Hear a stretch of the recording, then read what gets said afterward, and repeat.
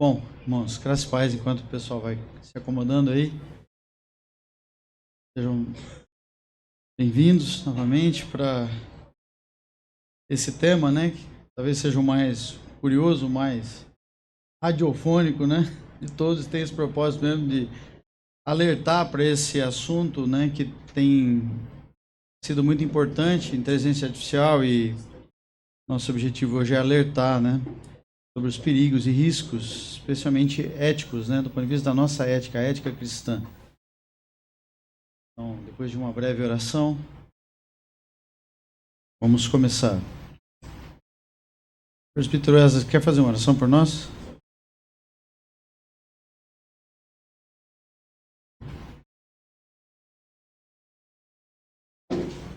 Nós te louvamos, Deus, pelo culto, pela palavra que ouvimos, daquela cala em cada um dos nossos corações. E pedimos, ó Pai, que a tua boa mão conduza o teu servo Marcelo, que ele possa ser boca do Senhor, com o conhecimento que vem de ti, e a sua instrumentalidade possa trazer luz e discernimento para a nossa caminhada cristã, que dela possa fluir testemunho de vida na nossa caminhada. Usa o teu servo para o louvor da tua glória. Em nome de Jesus. Amém. Deus o abençoe. Bom, irmãos, explicando um pouco esse tema, né? Esse título tão curioso, Metamorfose, Metanoia no Metaverso. Metamorfose é a palavra no Novo Testamento que aparece por transfiguração, né? O famoso episódio do Monte da Transfiguração, no original, no grego, é metamorfose, né? A transformação. Quando nós pensamos na inteligência artificial e na nossa vida cibernética, né? Ou na internet, ou virtual, todos aqui sabem que tem aquelas figurinhas, são os avatares, né? Então, de alguma forma, quem está migrando para isso deve ter sido metamorfoseado, né, na forma dos avatares, né? E certamente o ambiente, assim como o ambiente real, o ambiente virtual também vai precisar de muito arrependimento, metanoia, né? Por causa dos pecados que podem ser cometidos lá também, assim como no mundo real. Então, metanoia é a palavra que o Novo Testamento usa para arrependimento, né? E metaverso é essa iniciativa, né? Todos nós conhecemos bem hoje, né? Começou com grandes plataformas, hoje tem outros nomes até, mas é essa tentativa de grandes plataformas, digamos assim, migrarem a vida para o virtual, né? E significa fazer quase tudo, né? Inclusive cultos, né? Já prestados, algumas igrejas, inclusive no Brasil, já tem cultos no metaverso, né? Onde os irmãos usam óculos, né, de realidade virtual, realidade aumentada, seja como for, eles mergulham nessa interface. Então, isso é uma tendência, né? A inteligência artificial faz parte, talvez seja um dos elementos mais importantes dessa nova tendência, dessas plataformas. Não é necessariamente novo, mas o grande avanço que isso tem sido em outras áreas da vida tem sido relativamente novo, né? Então nós vamos abordar essas questões hoje. E peço aos irmãos que anotem suas dúvidas, no final a gente pode abrir, né, para mantermos a fluidez aí das nossas aulas. No final vocês podem ficar à vontade, né, para fazer comentários, perguntas. Homo Deus versus Deus homem, né? Esse é o confronto aqui, é o confronto que está nas Escrituras, né, desde sempre, desde Gênesis 3, né? Homo Deus, homo com H maiúsculo, Deus com D minúsculo, né? Ou seja, a tentativa de autodeificação do ser humano versus o Deus homem, que nós sabemos muito bem quem é o Deus que se fez homem, né? Aquele texto belíssimo, poético, eu diria, de Filipenses 2, né? O Deus que se esvaziou da sua glória e se fez um de nós. Então, nós vamos mais uma vez nos basear no ombro de gigantes, né, que se baseiam também no ombro das Escrituras como regra máxima de fé e de prática, mas dessa vez também usando um livro do Dr. John Lennox, esse livro 2084, desconheço se tenha sido traduzido já, um livro recente, acho que tem uns 3 ou 4 anos no máximo. É um título curioso, né? 2084, Inteligência Artificial e o Futuro da Humanidade. Esse livro faz uma referência direta, né, ao famoso livro 1984, George Orwell, aquela distopia, né, que nós já vamos falar. Então, por isso esse título. E algumas perguntas importantes que o livro traz, e nós também precisamos fazer para nós mesmos, diante de Deus. O livro traz essas questões importantes, né? O ser humano será capaz de construir, criar, né, vida artificial e uma super inteligência? Outra pergunta importante que o livro traz é: o ser humano se tornará um super humano, né? Se tornará um homo deus, portanto, né? Uma autodeificação do ser humano. Então, o que são distopias, né? É o antônimo, o contrário de utopias, né? Na verdade, seria o contrário de eutopia, né? A gente usa o termo utopia, mas na verdade o que a gente quer dizer é eutopia, o lugar bom, né? O lugar melhor possível. Distopia é o contrário disso, é o lugar pior possível. Descreve lugares ou condições, muitas vezes imaginárias, que são tão ruins quanto é possível a gente imaginar, né? Vários filmes aí do cinema que apontam para isso, mas no meados do século XX, foram publicados 2 livros, né? Naquela época era assim, através de livros, essas ideias eram publicadas, né? E discutidas em 2 cenários futurísticos. Um é o famoso 1984, George Orwell, que foi publicado em 1949, ele fazia uma projeção, porque naquela época era o futuro, né? 1984. E o outro é o Admirável Mundo Novo, de Aldous Huxley, publicado em 1931. São 2 distopias. E nós vamos tentar contrastar as duas, fazer um resumo, né? Coloquei nesse código de cores, vermelho e azul, para a gente poder distinguir bem. Primeiro, o resumo da ideia de Orwell é que ele temia que o que nós odiamos é o que nos destruiria, né? Aliás, é daí que vem a figura e o termo Big Brother, né? E enquanto Huxley temia que o que nós amamos é o que iria nos destruir, né? Então, 2 visões curiosamente complementares, né? E os irmãos vão poder ver aí nos detalhes que o que nós observamos hoje, curiosamente, é uma soma dessas 2 coisas. Elas não são opostas, essas visões, elas são complementares, né? Então, Orwell alertava que seríamos dominados por uma opressão externamente imposta, a figura do Big Brother, né? Literalmente, como no original, como ele definiu, né? A figura desse né, governo totalitário, opressor, né? Enquanto Huxley acreditava que não seria necessário nenhum Big Brother, como Orwell previu, né, para privar as pessoas da sua autonomia, maturidade e da sua história. Como ele vislumbrou, Huxley, as pessoas viriam a amar a sua opressão e adorar as tecnologias que iriam desfazer as suas capacidades de pensar. Nunca foi tão verdade isso, especialmente com a inteligência artificial, né? Outro ponto é que Orwell temia aqueles que iriam banir os livros, né? Naquela época, os livros eram a principal forma de divulgação, né? Enquanto Huxley temia que não haveria motivo para banir um livro. Um governo totalitário não teria que se preocupar em banir livros, porque ninguém estaria disposto a ler um livro. Então, caro irmão, cara irmã, nós falamos aqui de alguns livros nessas aulas, né? Quantos livros você já leu esse ano, minha irmã? Quantos livros você já se debruçou, além da Escritura? Essa é uma pergunta que todos nós precisamos fazer, uma pergunta retórica. Orwell temia que aqueles que nos privam, da informação seriam nossos opressores, né? Enquanto Huxley temia aqueles que nos forneceriam tanta informação, mas tanta informação que nos reduziriam à passividade e ao egoísmo, à irrelevância.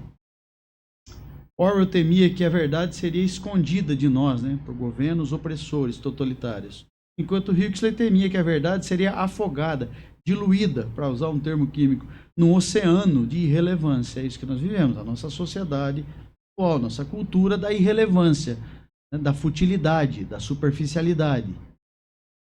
Orwell temia que nos tornássemos uma cultura cativa, prisionada, enquanto Huxley temia que nos tornássemos uma cultura trivial, insignificante, medíocre, para resumir tudo. Então, curiosamente, nós vemos uma somatória dessas 2 coisas, não é mesmo? As 2 previsões distópicas. Aqui, só introduzindo um pouco os termos, né? E já vou me desculpando aqui, quem tem expectativa de eu falar muitos detalhes sobre inteligência artificial, esse não é o propósito. Nós vamos discutir questões mais do ponto de vista da cosmovisão cristã, especialmente questões éticas, tá? Eu acredito que tenham alguns de vocês aqui, alguns jovens, talvez, que estudam essa área, que teriam muito mais informação técnica para dar do que eu. Certamente, vocês teriam mais capacidade. Então, o meu objetivo aqui não é discutir essas ferramentas, essas tecnologias, mas é discutir a implicação delas, implicação especialmente na ética cristã. Então, definir um pouco os termos, eu mesmo aprendi muito na leitura desse livro, a diferença entre IAG e IAR, que eu já vou citar. Mas antes disso, esse assunto é relativamente recente, então em setembro de 2019, o próprio Papa se envolveu, né, nessa questão, na época, alertando que a corrida para o desenvolvimento de inteligência artificial ofereceria um risco de aumentar a desigualdade social, a não ser que esse trabalho para desenvolvimento da IA fosse acompanhado de uma avaliação ética para o que eles chamam de bem comum, né? Em suas próprias palavras, as palavras do Papa em 2019, se o assim chamado progresso tecnológico da humanidade vier a se tornar um inimigo do bem comum, isso irá conduzir a uma infortuita regressão para uma forma de barbárie comandada pela lei do mais forte. Veja a linguagem. E essa linguagem nos lembra imediatamente a linguagem de Darwin. É muito parecido com a proposta da seleção natural, a sobrevivência do mais adaptado, do mais apto, né, de Darwin. Nós falamos na última aula da sobrevivência do eu, né, da egolatria no relativismo.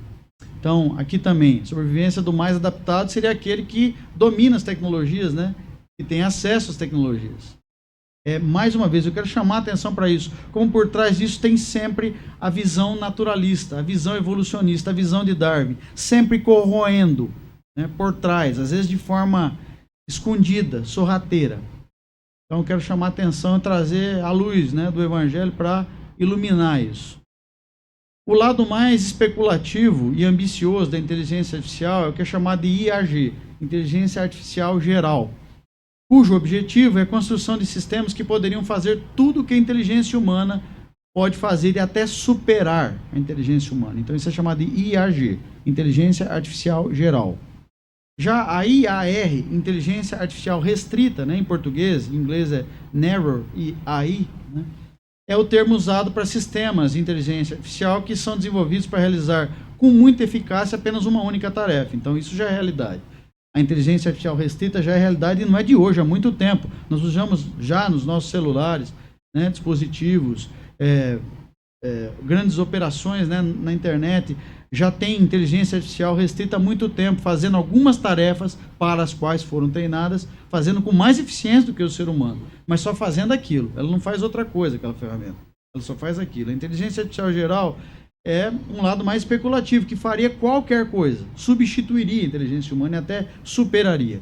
Só para ficar bem clara a diferença entre esses dois termos.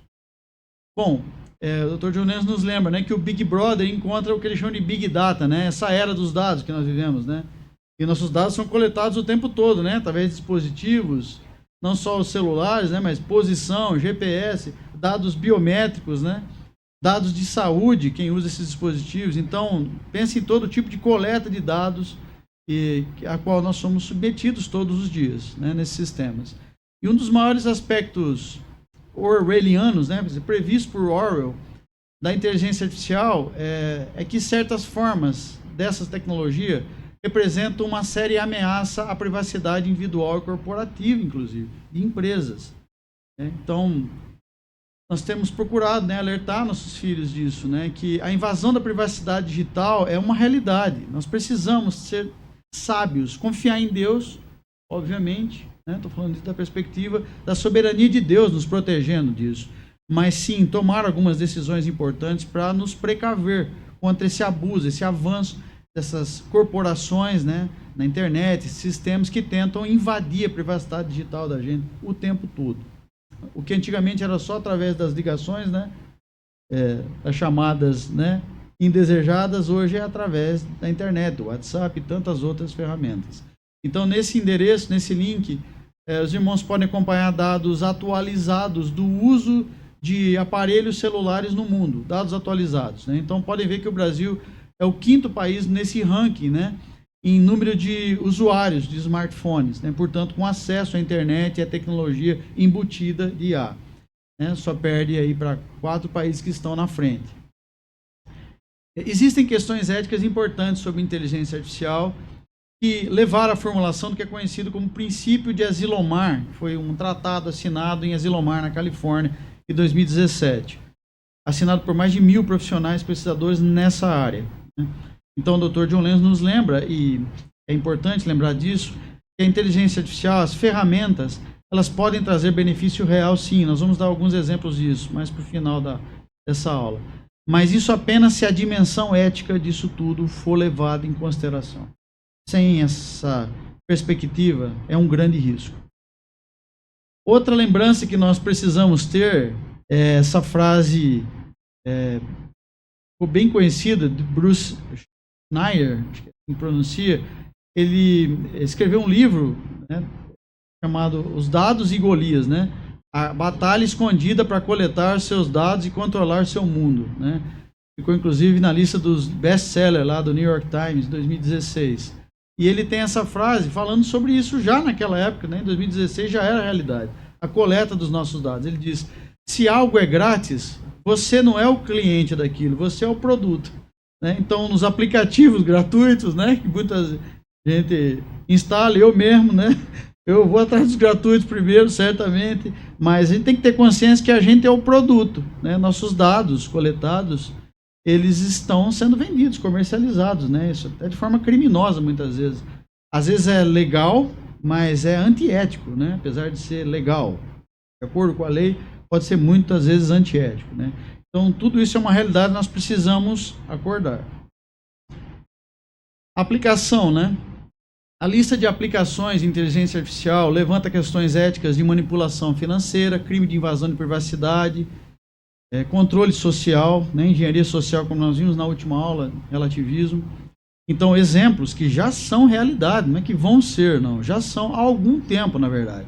Algoritmos, né, programas, plataformas, sistemas e grandes empresas de venda online, né, oferecendo produtos que você, né, tem mais afinidade, por exemplo, usando inteligência artificial para isso. Algoritmos para gestão de pessoas, de contratação de pessoas, fazendo entrevista para contratar pessoas, né? Algoritmo para fazer projetos mais eficientes de prédios, de arquitetura, engenharia. Algoritmos de saúde eletrônica, né? E-health, telemedicina, que cresceram muito depois da pandemia, né? Veículos autônomos, né? Nós escutamos notícia todo dia, né? Reconhecimento facial para vigilância, controle social, armas autônomas, e a lista cresce. São realidades que já existem há muito tempo, algumas delas. O perigo é que as pessoas estão sendo movidas, pessoas que desenvolvem essas tecnologias, estão sendo movidas por um pensamento do tipo: se é possível ser feito, é possível do ponto de vista técnico, tecnológico, é viável, já existe tecnologia disponível, então se é possível, deve ser feito. Depois nós pensamos nas questões éticas, mas lembra os desastres que já temos notícia, né? A própria ovelha Dolly, lembra? Primeiro o clone, né? Depois as consequências, né? As doenças que surgiram, tiveram que ir tratando. É só um exemplo de tantos, né? Tecnologias que primeiro vamos fazer, depois a gente se preocupa com o resultado, né? Ou com as questões éticas. Esse é o pensamento que tem movido boa parte dos desenvolvedores dessas tecnologias. E aí o Dr. John Lenz nos lembra, né? Nos faz questionar como uma dimensão ética poderia ser construída num algoritmo, num programa, numa plataforma de IA, como uma dimensão ética poderia ser implementada em si mesmo, se essa plataforma em si mesma é desprovida de coração, alma e mente. O celular não tem coração, alma e mente. Quem tem é o desenvolvedor. A equipe de desenvolvimento é feita por seres humanos que têm uma visão de mundo. Coração, alma e mente. Né? E, obviamente, interesses nem sempre generosos, né? Às vezes escusos. Então, é isso que nós precisamos lembrar. O Dr. John Lenz também traz, ele combate essa visão do relativismo moral, ético, da visão naturalista, né? Do reducionismo extremo, que nós chamamos, que é essa visão do cientificista, né? Do reducionismo materialista, que é encarar toda a realidade, tudo que existe, inclusive cada um de nós, ser humano, como apenas matéria e energia em movimento. Né? Essa é a visão do naturalista. Do ateu, estou usando como sinônimos aqui, apesar de não ser exatamente sinônimos, mas essa é a visão do naturalismo filosófico, do ateísmo. Essa é a visão extremamente reducionista, reduzir toda a realidade que Deus criou a apenas matéria e energia. Né? Então, um dos exemplos, um autor de best-seller, traduzido em várias linguagens do mundo, autor do livro Sapiens, né? Fazendo referência ao Homo sapiens, né? O nome dado científico, né? O ser humano, a espécie humana. Então, Yuval Harari diz, abre aspas, e veja a declaração dele: Hammurabi e os pais fundadores da América, Hammurabi é o código de Hammurabi, né? Hammurabi e os pais fundadores da América Igualmente, imaginaram uma realidade governada por princípios de justiça universais e imutáveis. Nós sabemos por que os pais fundadores da América, né, fizeram isso.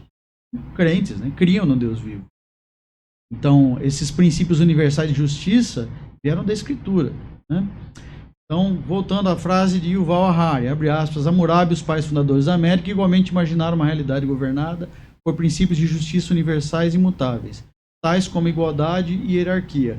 Contudo, diz ele, o único local onde esses princípios universais de justiça, por exemplo, existem é na imaginação fértil do sapiens, do homo sapiens, do ser humano. E nos mitos, olha a linguagem, eu quero chamar atenção para isso, para a linguagem jocosa, piadista. Nos mitos que eles, os sapiens, né, os seres humanos, inventam e contam uns aos outros. Esses princípios não têm validade objetiva. Olha o relativismo aí declarado. Adivinhe de que mitos ele está falando, meus irmãos? Ele está falando da Escritura, está falando da verdade bíblica. É disso que ele está falando, numa linguagem jocosa, né? Nós acabamos de ouvir em pregação, né, que a indignação do Senhor Jesus leva a uma ira santa, né? E esse tipo de declaração deve gerar em nós uma indignação santa também. Nós devemos ter cuidado, nosso coração às vezes, né, a ira não é santa, né? O Senhor é santo. Mas o que nos ajuda a ajustar essa visão santa da indignação? É lembrar que o Yuval Harari e tantos outros que eu vou citar aqui foram feitos à imagem e semelhança de Deus. É o Imago Dei que traz esse equilíbrio de volta. Tem uma indignação contra a declaração deles, mas não uma postura ad hominem, né, como nós chamamos. Não é uma crítica ad hominem, não é uma crítica à pessoa, mas à ideia que ela defende, a visão do mundo que ela defende. Essa é uma visão respeitosa, é a crítica respeitosa. É uma indignação santa, e nós devemos ficar indignados, sem atacá-lo. Uma indignação respeitosa, santa. Lembrando que o Valhar também foi feito em imagem semelhante com nós. Isso traz o equilíbrio, né? Então, se a ética é relativa, o Dr. John Lenz conclui a partir dessa declaração dele. Veja a racionalidade do pensamento, Dr. John Lenz. Me atrai tanto aos livros dele. Eu recomendo todos, todos que vocês encontrarem para ler.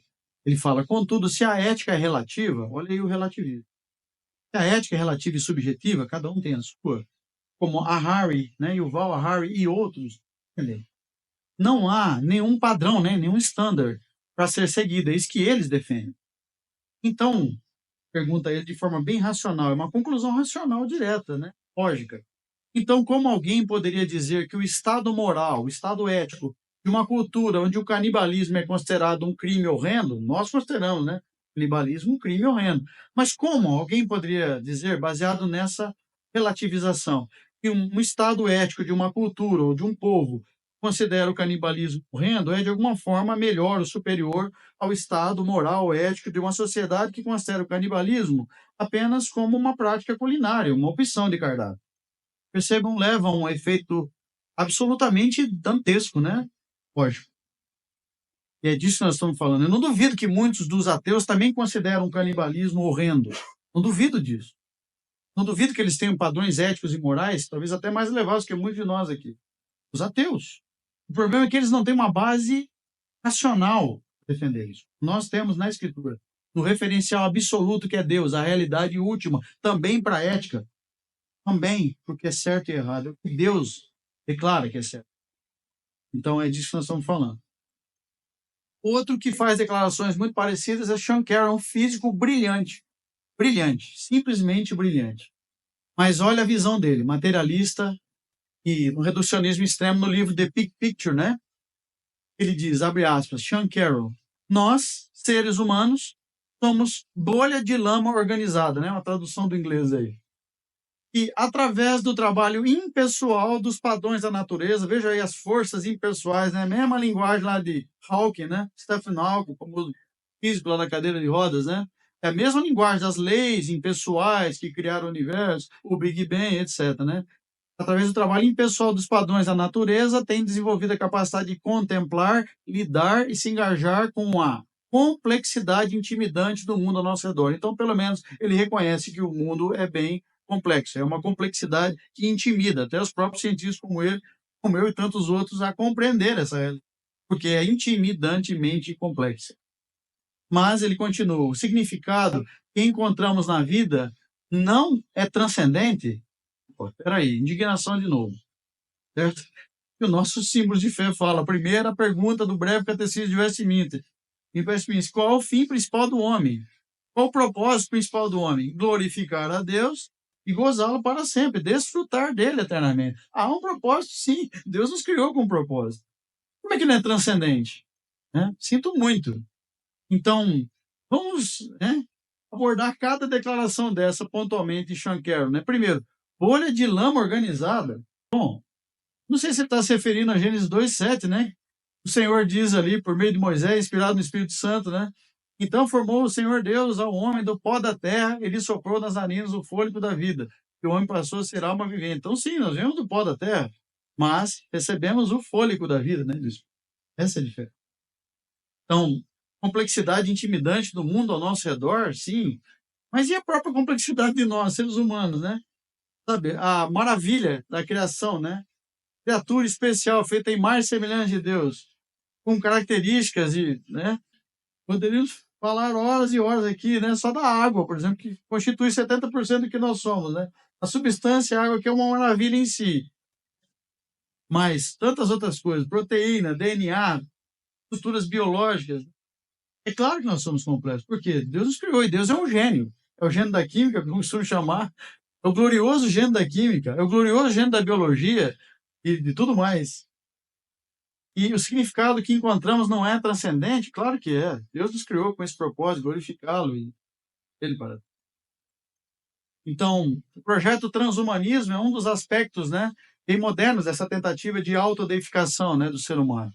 Um dos objetivos da inteligência artificial geral, IAG, é desacoplar a vida da biologia. Imagine isso. Deus criou a vida assim, né? Mas o objetivo de quem defende o projeto transhumanismo é desacoplar, tentar, né, desacoplar a vida de aspectos biológicos. Construir uma vida artificial baseada em alguma outra substância, o candidato mais... Né, o primeiro candidato da lista na tabela periódica é o silício, que está logo abaixo do carbono, né? Seria o que tem... O elemento químico tem características mais parecidas com o carbono, e, portanto, um candidato. E aí, obviamente, isso nos lembra que todos os chips, né, computadores são feitos de silício, né? Então, uma referência direta a isso. Outra questão relacionada à inteligência artificial geral é o aumento da performance, desempenho dos próprios seres humanos, né? Aumento de performance. O objetivo? Criar super-humanos. O que é normalmente denominado, esse projeto é chamado de projeto transhumanismo. A atualização, ou upgrade, né, no inglês, de seres humanos, significa ter como ponto de partida a vida humana, como ela é conhecida hoje, e upgrade, né? Fazer o upgrade. Melhorá-la, modificando, ajustando com tecnologia implantada, né? Lembra do ciborgue? Estava me lembrando outro dia,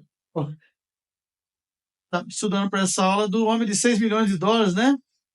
Um filme famoso, né? Nossa época, quem tem cabelo branco ou não tem como eu vai lembrar, né? Do Homem de 6 milhões, um homem biônico, né? Então, veja a declaração de Nick Bostrom, desse Instituto para o Futuro da Humanidade lá de Oxford. Ele explica o transhumanismo nesses termos, abre aspas, Nick Bostrom. É um movimento intelectual e cultural que afirma a possibilidade e o desejo de fundamentalmente melhorar a condição humana através de raciocínio aplicado, especialmente pelo desenvolvimento de uma variada gama de tecnologias disponíveis para eliminar envelhecimento e medo da morte, né? Medo de não saber para onde vai. É a visão naturalista. Então, eliminar o envelhecimento e aumentar substancialmente capacidades humanas nos âmbitos intelectual, físico e psicológico. É super-humano.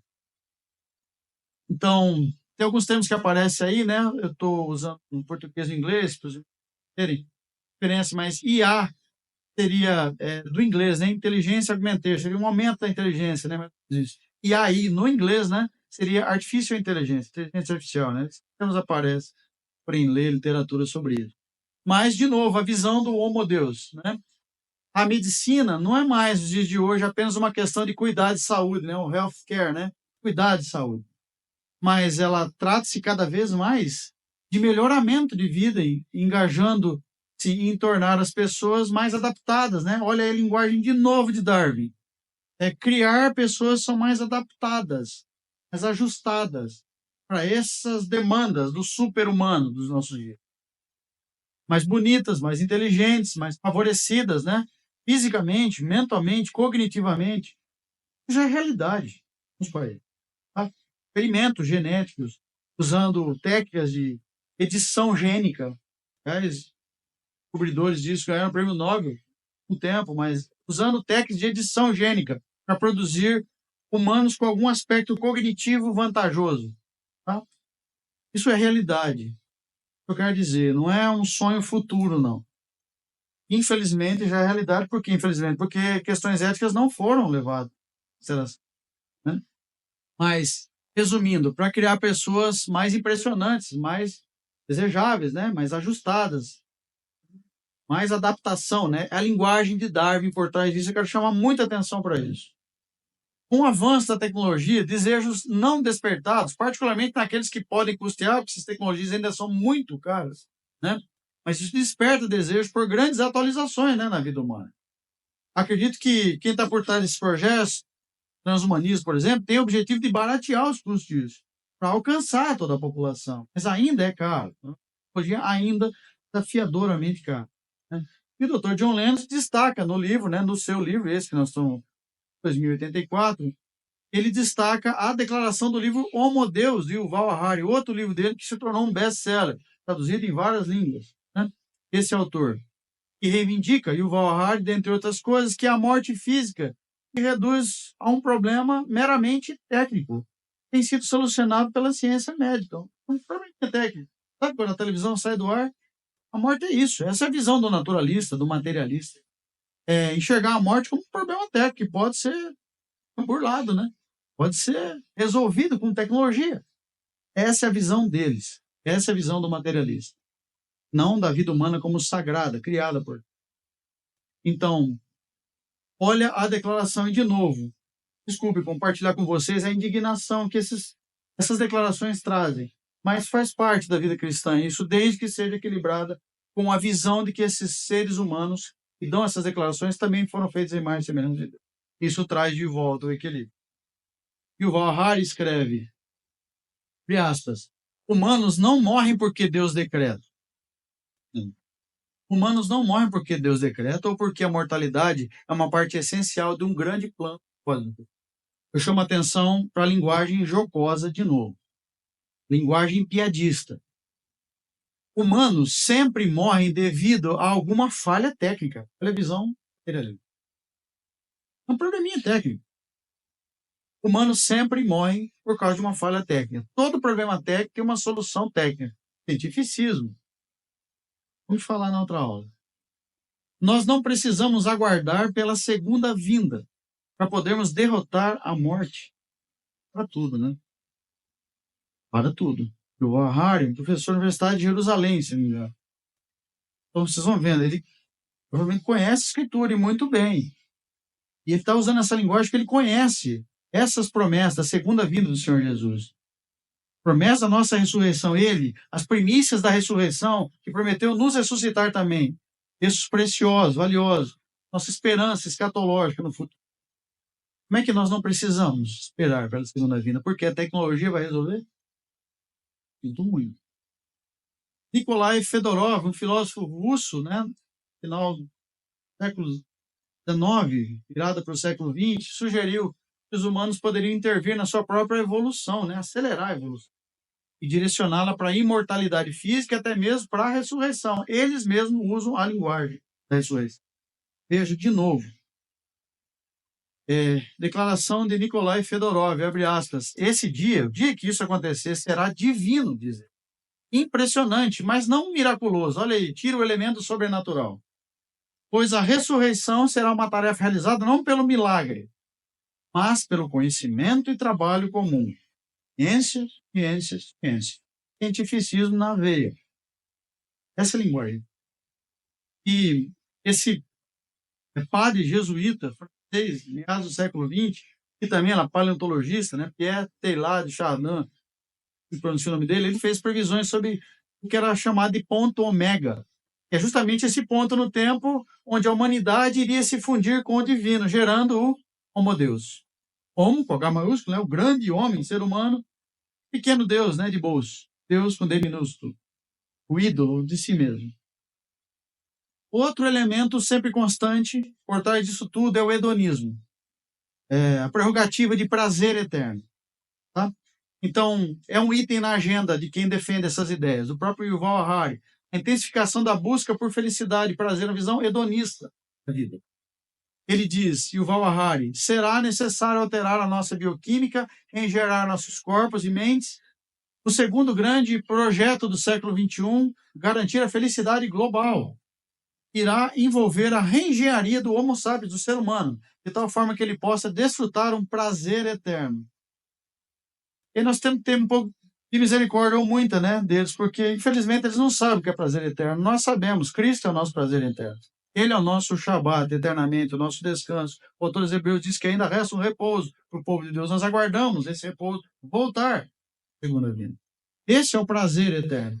Nós já desfrutamos disso. Estamos fazendo isso aqui no domingo, dia do Senhor, onde especialmente é um test drive do céu. No domingo, todo dia do Senhor. Deveria ser isso. E tem sido. Então, prazer eterno. David Pearce, que é da Associação Mundial Transhumanista, argumenta que o transhumanismo, esse projeto transhumanismo, envolve um aumento da capacidade de prazer e a extensão radical da vida, né? Para evitar o quê? A morte, que é o que eles mais temem. E esses prazeres serem desfrutados indefinidamente, é chamado imperativo hedonista, prazer. Ele, David Pearce, né, dessa Associação Transhumanista, prediz que dentro dos próximos 1000 anos, é lógico, eles têm que jogar lá para frente, porque isso está meio longe, né? 1000 anos, os substratos biológicos de sofrimento serão erradicados completamente. E os estados pós-humanos de alegria mágica, olha as palavras, serão biologicamente refinados, multiplicados, intensificados indefinidamente. Chama atenção para algumas palavras, né? Quer dizer, primeiro, a oposição ao sofrimento, né? E um crente nunca deve se opor muito ao sofrimento. Afinal de contas, foi o sofrimento máximo do nosso Salvador que nos salvou da nossa condição de pecado. E, de alguma maneira, a nossa união mística com Cristo, né? Como os filósofos passados chamavam, nossa união com Cristo, nós somos unidos nas suas bênçãos, mas também somos unidos no seu sofrimento.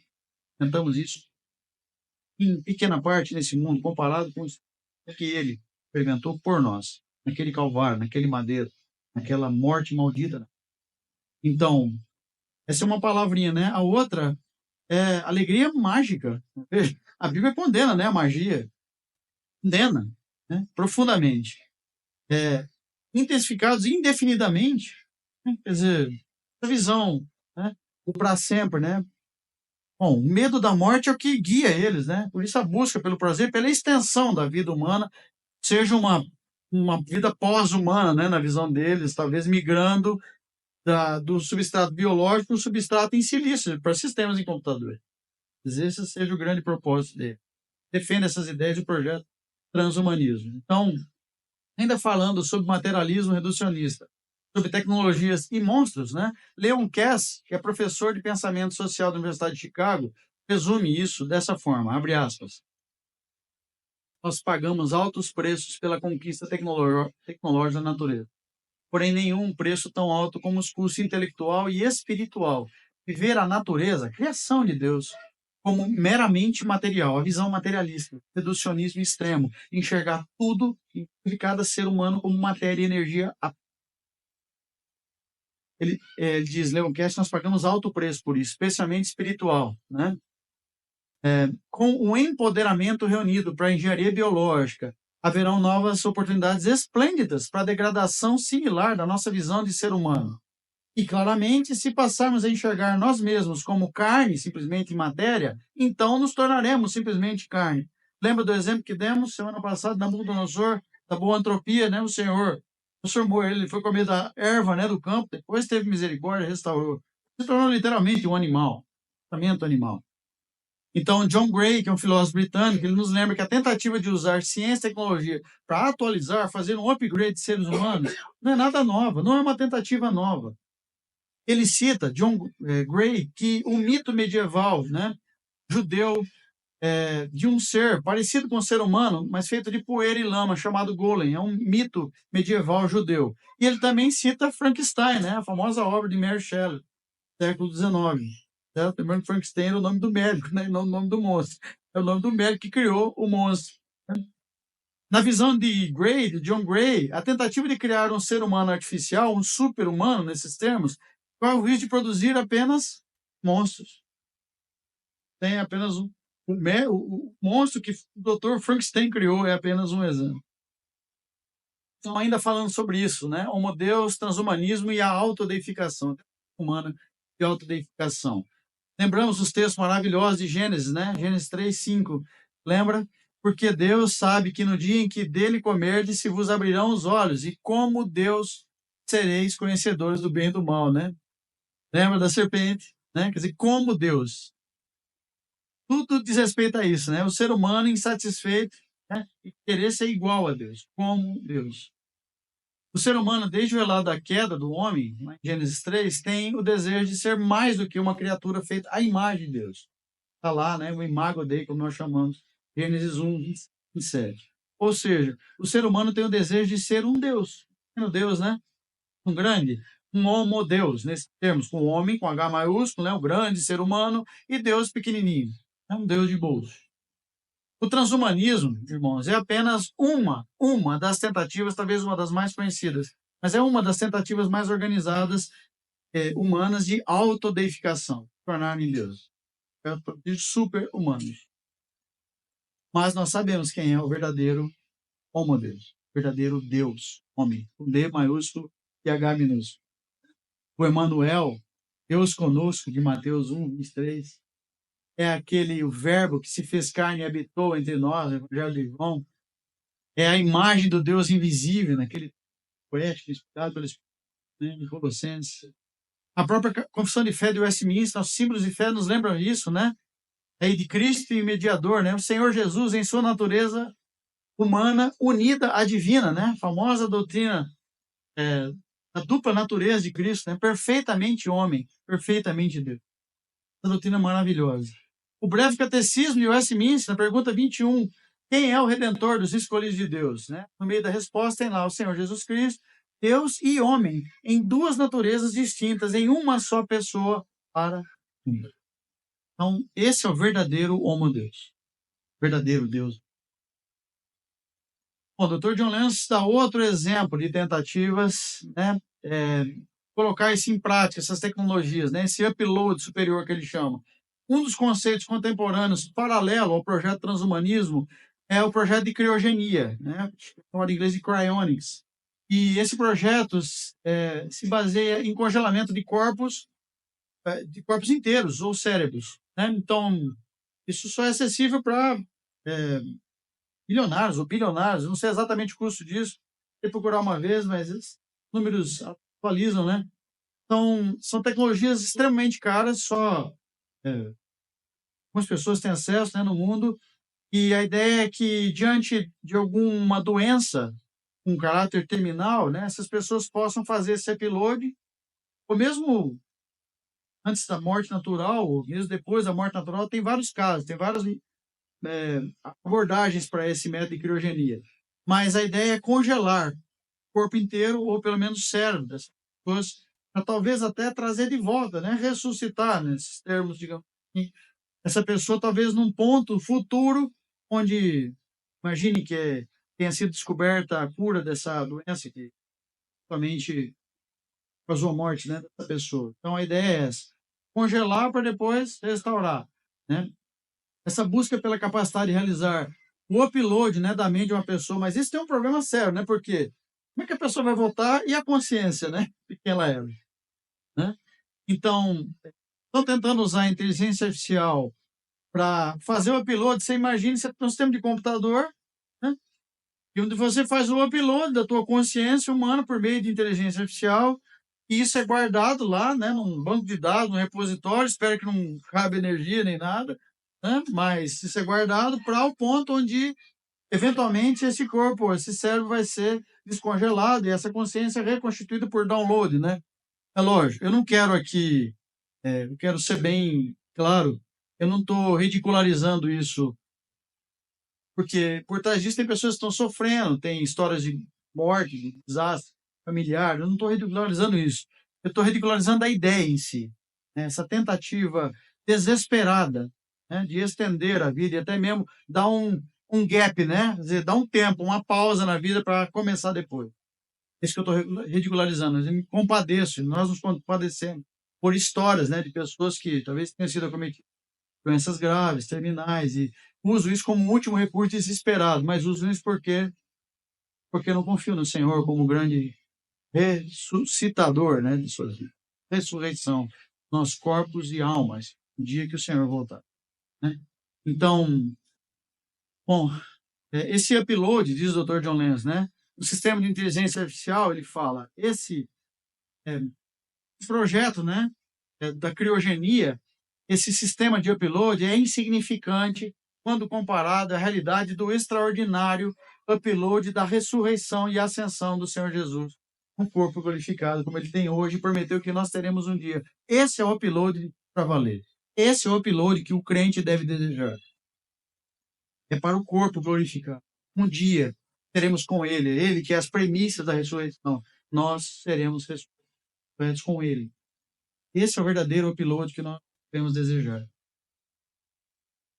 Então, o texto maravilhoso, né, de 1 Coríntios 15, 50, 55, vamos ler só o final, né, apontando para os textos lá no Antigo Testamento, Isaías e Oséias, né, mas o apóstolo Paulo, inspirado pelo Espírito Santo, faz essa declaração, né, maravilhosa. Tragada foi a morte pela vitória. Onde está a morte, a tua vitória? Onde está a morte, o teu aguilhão? Né? Livro escrito sobre isso, né? Joe Owen tem um livro com um título muito famoso, né? A morte da morte na morte de Cristo, né? E muita teologia já desenvolvida sobre esse aspecto, né? Da vida, né? Eterna. Mas comparando essa inteligência artificial com a inteligência real, né? De novo, palavras do Dr. John Lennox. Ele diz, abre aspas, não há atalho para o paraíso, né? Para o céu, para a glória, que evite o problema do pecado humano. Não há atalho, não há como burlar isso. Só tem uma única opção, é ir direto, né? E o caminho direto disso nos leva à cruz do Calvário. Então, é lá onde nós recebemos o perdão por pecado. Pecados humanos. Então, não há atalho, né? Desvio para isso. Todos os caminhos levam à cruz do Calvário. Os seres humanos precisam muito mais de salvação do que de atualização, melhoramento, né, biológico, cognitivo, qualquer coisa assim. O que nós precisamos mesmo é de salvação, perdão dos nossos pecados. Essa é a nossa real, verdadeira necessidade, profunda necessidade. Então, a palavra viva, né, o Senhor Jesus, a segunda pessoa da Trindade, o homo, Deus, o homem, o Deus se tornou homem, né, habitou entre nós. A palavra se fez carne e habitou entre nós. Isso não é inteligência artificial. Isso é inteligência real, diz o Dr. John Lennon. E é real porque vem do Rei dos Reis. É real não só porque é realidade, é muito real para nós, crentes, mas é também proveniente de uma realeza, do senhorio, governo, reinado de Cristo. Então, só confrontando de novo essa visão materialista, né, naturalista, reducionista extrema. Tem vídeos por aí, né? Cuidado ao assistirem. Só assista depois de terem consciência ou clareza desses aspectos éticos, né? Mas nesse vídeo, por exemplo, de Yuval Harari, sobre uma breve história, né, do amanhã, ele fala, resumidamente, que o humanismo, não do mundo, né? Humanista, que nós acabamos de falar na aula anterior, né? Ela retirou, essa visão de mundo, retirou a autoridade das nuvens. Ele está se referindo de forma jocosa, de novo, a Deus, ou aos deuses, né? Para quem tem a visão politeísta, nós temos a visão monoteísta, né? O único verdadeiro Deus. Então ele fala, o humanismo tirou a autoridade das nuvens do céu, né? De Deus, e deslocou por sentimentos e desejos humanos, né? Relativismo, humanismo. Agora, ele fala, no vídeo, há uma nova ideologia ou cosmovisão, que ele chama de dataísmo. É o ismo dos dados, é a autoridade dos dados, o Big Data. Os dados, a informação, né? Que transfere novamente a autoridade dos sentimentos humanos para as nuvens de novo. Mas agora não está falando mais das nuvens do céu, ele está falando das nuvens de computador, os clouds, né? Nuvens de computador, sistemas na internet. Eu vejo a linguagem jocosa, piadista. Quero chamar atenção para isso. É isso que deve nos trazer indignação. Indignação santa, equilibrada, lembrando que o Yuval Harari também é alguém criado em imagem e semelhança de Deus. Ele tem dificuldade de lembrar disso. Precisamos. Precisamos, né? Nós mesmos somos pessoas não amáveis. Tem outras pessoas que convivem conosco que têm dificuldade de lembrar que nós somos feitos à imagem e semelhança de Deus. Infelizmente, às vezes nós damos esse mau testemunho. Então, quem sabe, né? Oferecer essa misericórdia para o Dr. Yuval Harari, assim como Deus tem oferecido para nós em Cristo de forma tão pungente, tão abundante. Mas, voltando aqui, né? Pensando um pouco sobre isso e fazendo um trocadilho com as palavras, quem tem de fato desejo por autoridade, né? Na verdade, não são os cláudios, mas são os clowns, né? Os palhaços. Os palhaços que defendem essa cosmovisão. Aqui eu estou falando tentando falar de forma respeitosa, indignado com declarações desse tipo. Indignado com essa visão de mundo que tenta excluir a Deus, ridicularizar o cristianismo, tudo que nós defendemos, o valor da vida humana, como criada em imagem e semelhança de Deus. O homem não só como matéria e energia, mas aquele que recebeu o sopro do Espírito. Alma vivente. Então, indignado por isso, eu digo que, sim, são os clowns, os palhaços, que tentam defender essa cosmovisão naturalista, né?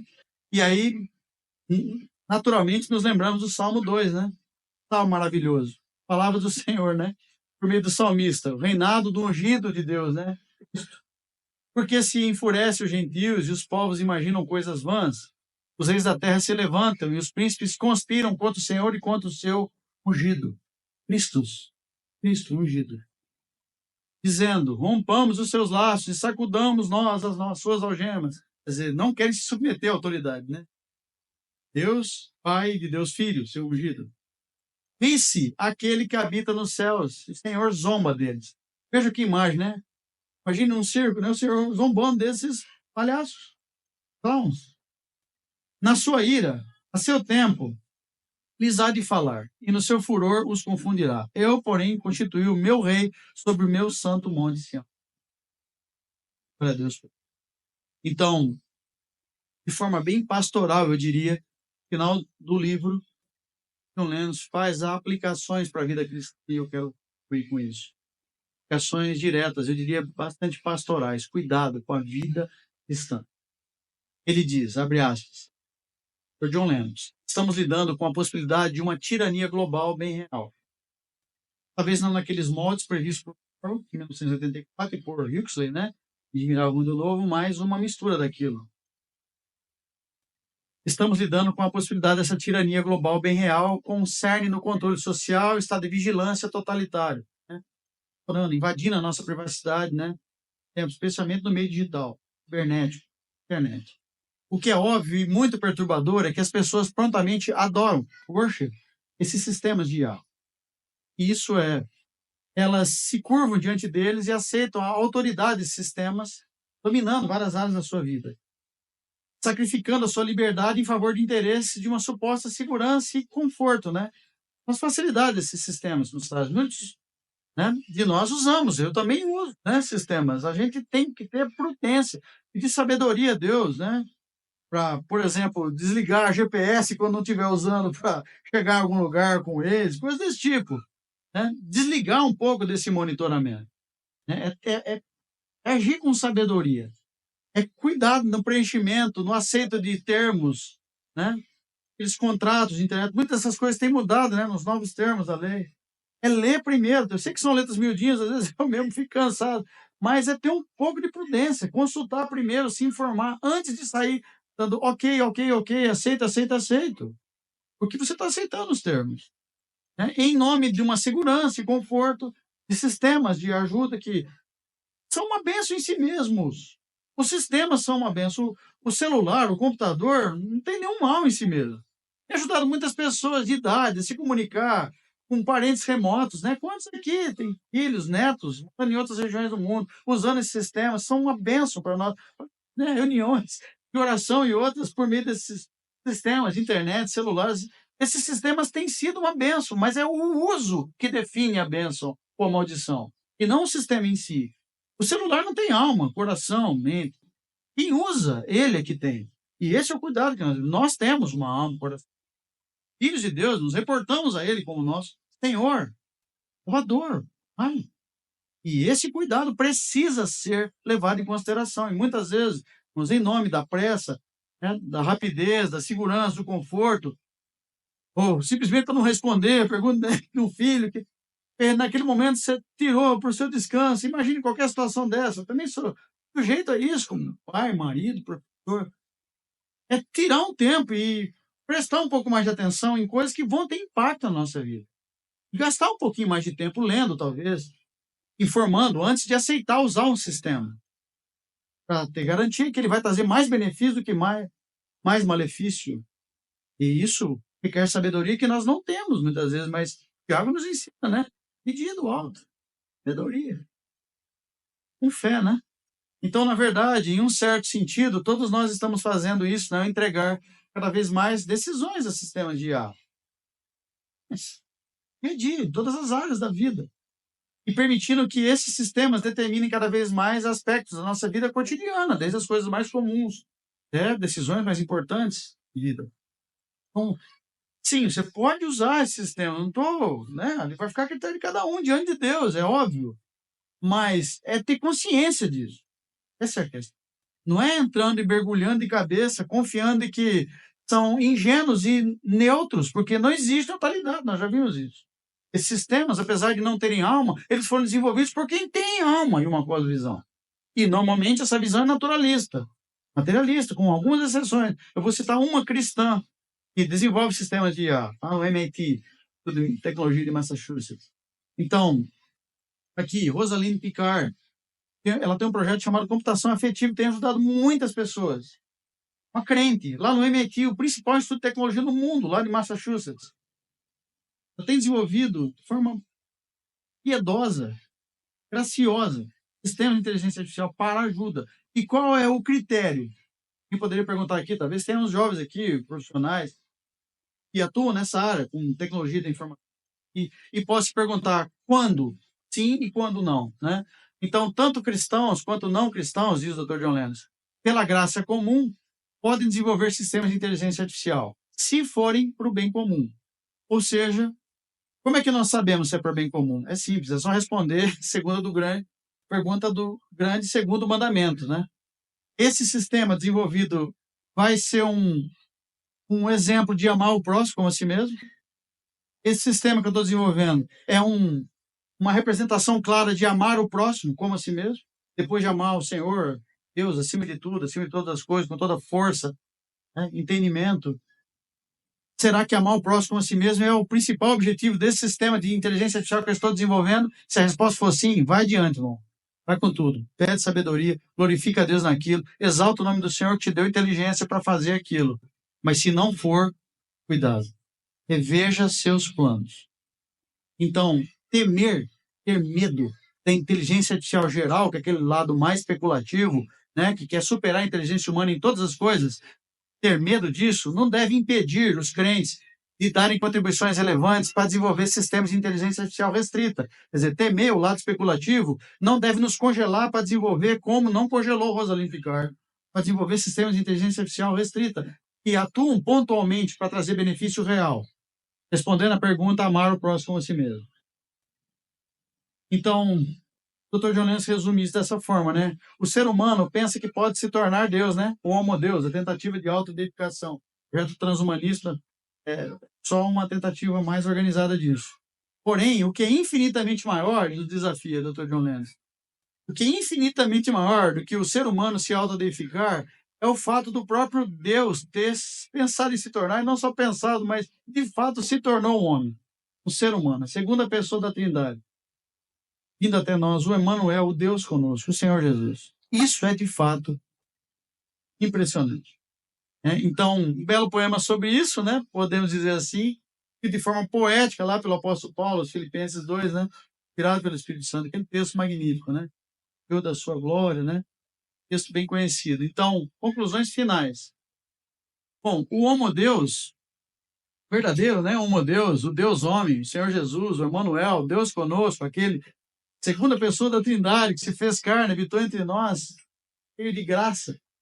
Ele é obediente até a morte de cruz, né? Diz o texto de Filipenses 2:8. E ele nos religou com Deus, né? Por meio do seu sacrifício. Aliás, é daí que vem o nome religião, né?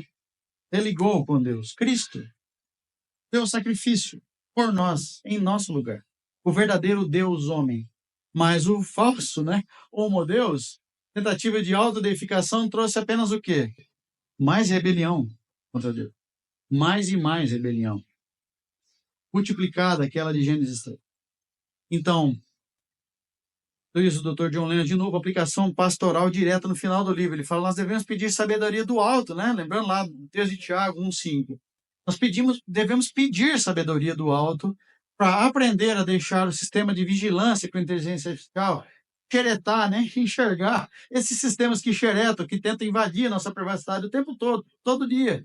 Nós devemos pedir sabedoria a Deus para deixar esses sistemas de inteligência artificial enxergar que nós somos discípulos do Senhor Jesus Cristo também no ambiente cibernético virtual. E é um desafio, precisamos de graça, irmão. Será que as escolhas que você tem feito, as navegações, as páginas de internet, têm glorificado a Deus? Tem mostrado que nós somos discípulos de Cristo e não outra coisa? Perceba, essa é uma pergunta retórica. Todos nós temos que responder diante de Deus de forma honesta. Será que o que a gente vê, talvez no oculto da madrugada, esteja glorificando a Deus de fato? Porque esses sistemas de inteligência artificial estão monitorando. Mas será que Deus não está vendo também? Claro que está. De forma muito mais soberana, onisciente, onipresente, onipotente. Então, o Dr. John Lennon diz, de forma sábia, nós devemos, sim, né, pedir sabedoria, graça para dar um bom testemunho também nessa área virtual, cibernética, na internet, usando esses sistemas, essas plataformas, nossos celulares, computadores, tudo. Nós devemos pedir sabedoria e graça sobre graça sobre graça, para dar um bom testemunho também nessa área. E ensinar nossos filhos a usarem bem esses sistemas. Não deixar outras pessoas fazerem isso, nem a escola, nem os amiguinhos, nem curiosos, mas nós ensinarmos nossos filhos a usar. E monitorarmos enquanto eles não têm idade ainda adulta ou maturidade para entender algumas coisas. Esse é o nosso compromisso. Muito mais que um compromisso, é o nosso chamado como pais. É uma responsabilidade. Nós somos responsáveis pela integridade física, espiritual, moral, ética e até digital, cibernética dos nossos filhos. Esse é o nosso chamado. E todos nós precisamos nos ajoelhar para fazer isso. Nos ajoelhar aos pés da cruz. Então, e o Dr. John Lennon? Deixem os sistemas enxergar que nós somos discípulos do Senhor Jesus Cristo. Que pisamos suas pegadas, né? Que somos sal da terra e luz do mundo também nesse ambiente. O próprio Dr. John Lennon dedica esse livro, 2084, aos seus netos. Ele tem 10 netos. Ele dedica a todos os netos, né? Porque são a geração que vai receber isso de forma ainda mais potente, né? O uso dessas tecnologias, nós costumamos brincar, né? Que os nossos filhos já nascem né? Tá dentro do ventre da mãe, já usando, né, essas tecnologias, né, que já nascem prontos, né, usando, ninguém nem precisa usar. Então, eles vão se deparar com essa realidade ainda muito mais intensa, né? Então, o Dr. John Lennon dedica aos seus 10 netos e a todos os netos, né? E ele fala, nada artificial nesse mundo pode se comparar a essa realidade última. Então, eu quero terminar lendo com os irmãos esse texto maravilhoso de Isaías 9. Versos 6 e 7. Vamos ler juntos? Porque um menino nos nasceu, um filho se nos deu. O governo está sobre os seus ombros, e o seu nome será Maravilhoso Conselheiro, Deus Forte, Pai da Eternidade, Príncipe da Paz, para que se aumente o seu governo e venha a paz sem fim sobre o trono de Davi e sobre o seu reino, para o estabelecer e o firmar mediante o juízo e a justiça, desde agora e para sempre. O zelo do Senhor dos Exércitos. Amém.